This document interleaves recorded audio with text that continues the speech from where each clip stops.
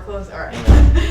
Any questions, y'all? Yeah, Mike, 3 games in as far as we talked a lot about the pace you guys are playing this year. How do you feel like your team is sustaining throughout the course of a full game right now, the way you guys are going at it?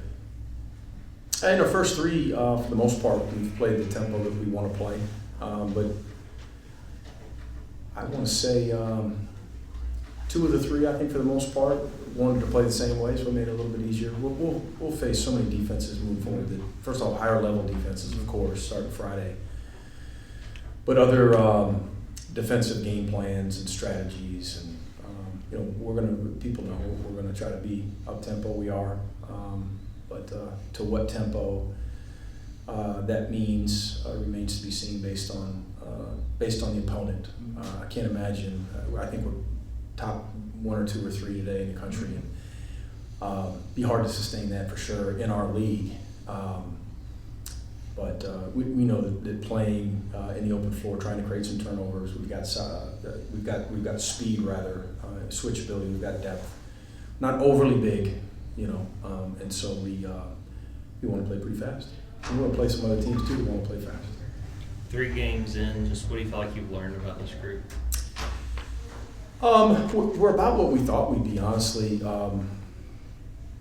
both offensively and defensively. We confirm the fact that we've got work to do on the defensive glass. It's our glaring deficient number that we started talking about really in June, and honestly, even today in practice, we're not great in that area, and so we've got to find a way creatively, or through personnel, or through changing some things up in practice at times to help our guys on the defensive glass. Speaking of which, on the defensive glass, I mean, when you kind of go with a smaller team, did you kind of know that was going to be a deficiency there? Did that kind of lead to that a little bit? Or? Yeah, definitely. How we're playing offensively and defensively, and the lineups that we've got out there don't speak to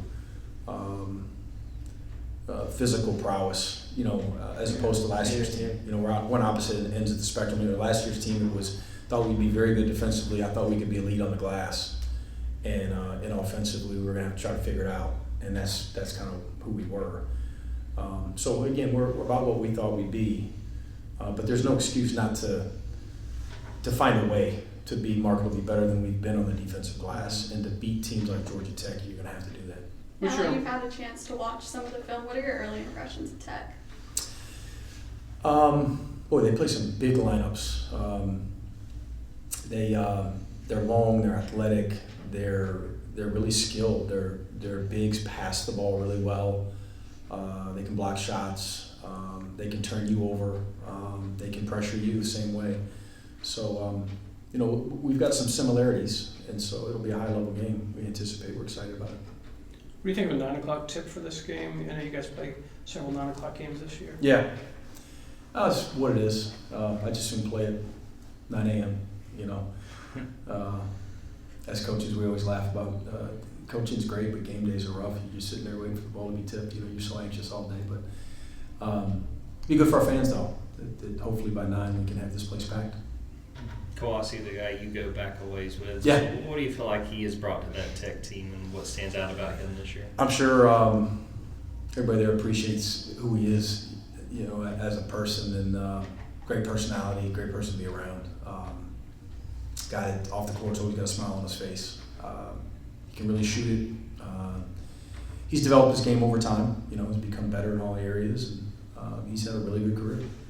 How big of a test is this after the teams you guys played in week 1 to have an ACC team come in and just kind of measure yourself up in a game like that? Yeah, it's important, for us to continue to grow. But if we had a couple more mid-majors before Georgia Tech, I wouldn't be complaining either. But both of us will learn more about each other Friday night for sure. It's so early that both of us have time. We're urgent, right? We're urgent. We want to be as good as we can be right now, but it's just not realistic. But we'll learn more about each other and ourselves Friday. What 2 or 3 players on your team are really kind of showing you a lot right now and what they're able to do?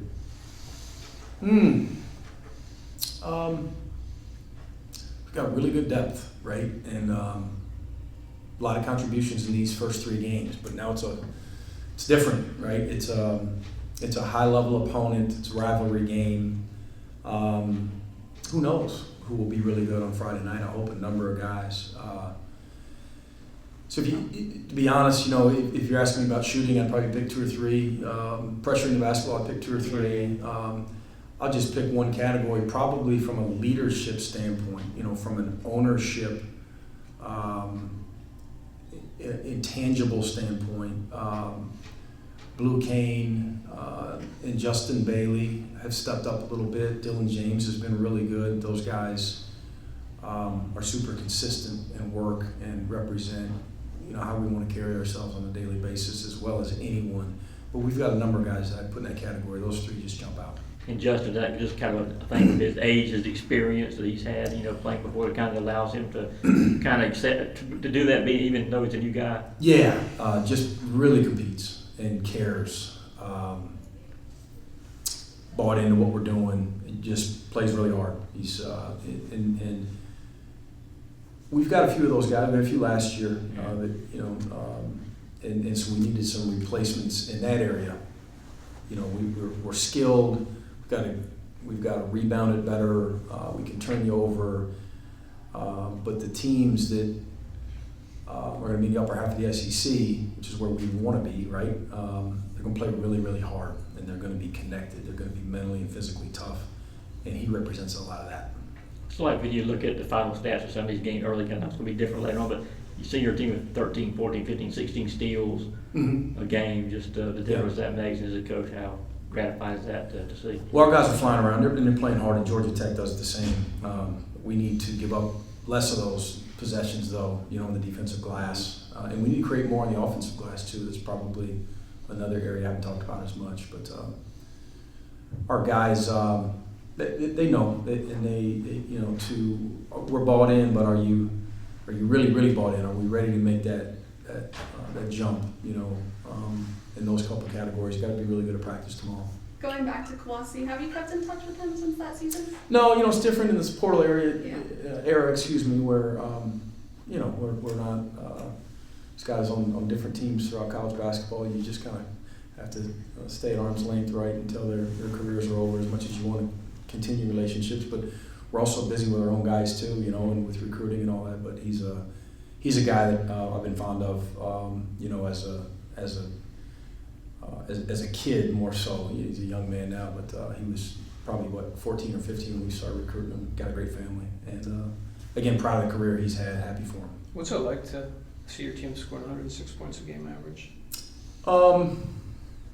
Not holding my breath because I don't know how long we're going to maintain that, right? It'd be tougher against higher level competition, but it's better than the alternative. Against those mid-major teams, we're scoring it easier as we anticipated. What I like most of all with respect to our offense in the last one is that our shot selection just went from probably a D to a B+ in a hurry, and we can't revert when playing against taller, bigger, longer, athletic guys that are locked in a high intensity game like it's going to be Friday night. We've got to, if our tempo takes a huge step backwards, so be it. We need good shots, and sometimes we're going to have to probably play the late clock. At least examine what we can get at times against the higher level defense in those first 20 seconds. So coming off that last one, though, I like the way that we shared it, though, and our shot selection improved, which is a good sign moving forward. One more question for Coach. I was going to ask, obviously you have a couple of freshmen that are making an impact right away. As it relates to 2026, do you think it's going to be a spring signing deal, or is there anyone in the early period that you're close to? Not anyone right now we anticipate signing, but things could change. But we anticipate being pretty busy in the spring, and we'll start with this roster and see where it goes from there. All right. Thanks, guys.